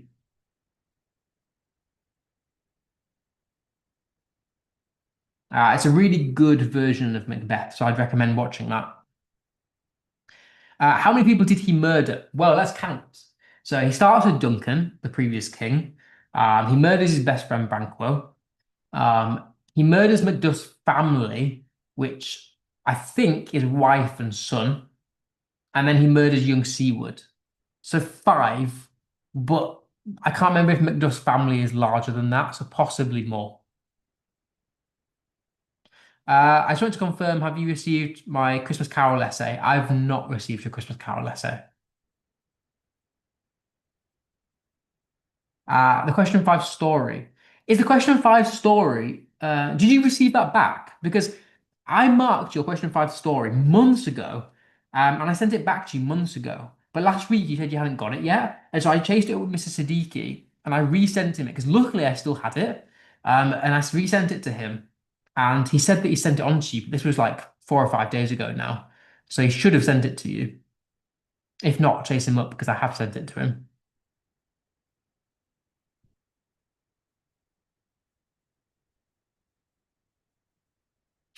He said you watch the film, but they speak like they've never heard the English language before. I mean, that is because they are speaking in the language of the play. Um, but I get it. It is a hard thing to understand, like Shakespearean language. That's why when I've tried to go through these sessions, I've tried to give you that little like white modern translation, because it is quite hard to understand. I received the Haunted House one. What I sent?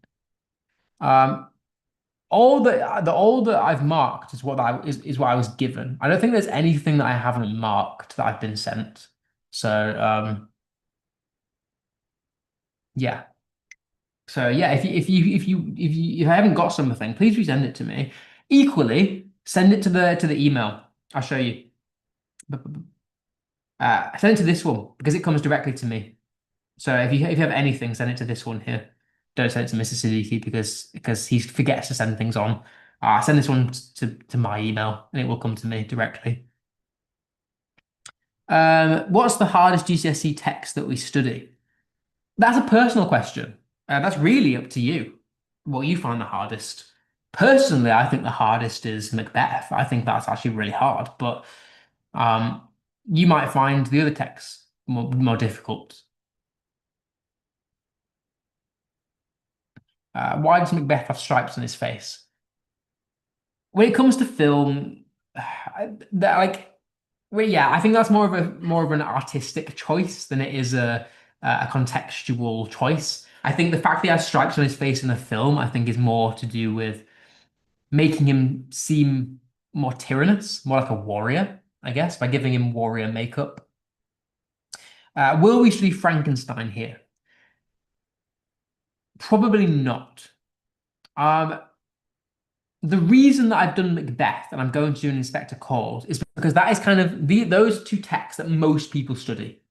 The problem with online tutoring like this is loads of people that come to my class don't all study the same texts. So I've kind of stayed away from the Victorian novel text because loads of people are doing different things. Some people are doing A Christmas Carol, some people are doing Frankenstein, some people are doing Jekyll and Hyde. So I thought I'd stay away from that because I can't please everybody. Whereas doing Macbeth pleases most people, and same with Inspector Calls. I'm really just kind of pleasing, catering to the most. So, and then after Inspector Calls, we'll do some English language, and then we'll do some poetry. And if we have time, I might do some Jekyll and Hyde. I appreciate that.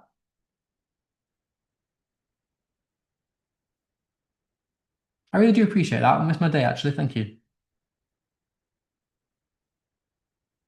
Cool. All right, I'll stay around for another minute if anyone else has any questions. I did some English language questions. Yeah, send them my way, please. I'm always happy for the marking. I get quite bored in my days sometimes and I have nothing to do. Send me some marking on. I'll do it. Oh, that's really nice to hear. I'm glad that I've helped you. That genuinely makes me so happy because sometimes right, I'm gonna be honest with you. Sometimes I have such busy weeks, and so sometimes I find it really hard to like prep this stuff, and that's why sometimes the sessions sometimes aren't as brilliant as maybe they could be because sometimes I'm just quite busy. Like so. It's really yes, Sometimes I do apologize if there have been times where maybe I've been too fast or I've not gone over stuff properly or rushed because I just sometimes I'm quite busy with life in general. And so it's really nice that I've helped you because I've really tried to structure this in a way that is most helpful. Tried to break down the assessment objectives, translate things into modern English, really make it understandable because when I was in school, I really struggled with Macbeth and I really struggled to understand what people were saying. So I didn't want that for you. I wanted you to be able to understand. So yeah, thank you. That really means a lot to me. Okay, what poem anthology would you be studying? Love and relationships or power and conflict? This is the debate as well, because similar to the Victorian text, people study different things. Hence why I've kind of left poetry later as well. It really depends on what most people have done. Because there are so many poems, there are like 14, 15. I can't do all 30 because we just don't have time for me to go through all 30 poems. So it would really depend on what most people have done. From what I'm gathering, most people have done power and conflict, but we'll leave that till later. Um, yeah, we can leave that till later. But I'm thinking as of now, power and conflict, purely because it seems like most people are doing those poems.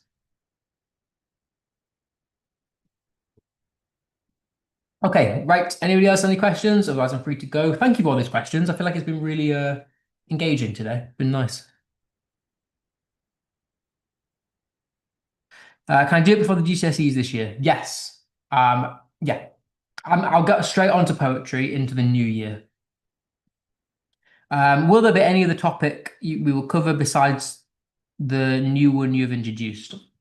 So my general plan for the year, just for those who are interested, and thank you for staying this long, by the way. I feel like I've really kept you. So thank you. But we'll do Inspector Calls next. Then I'm going to do some English language. I'm going to go back to English language for a little bit, um, for a few weeks. Then I'm thinking poetry, specifically Power and Conflict, depending on how long that takes. Um, because I'm thinking of possibly getting through two poems a session, which might be like 7 weeks total. And then possibly Jekyll and Hyde. If I do cover any Victorian novel, it will be Jekyll and Hyde. Um, just so everyone's aware.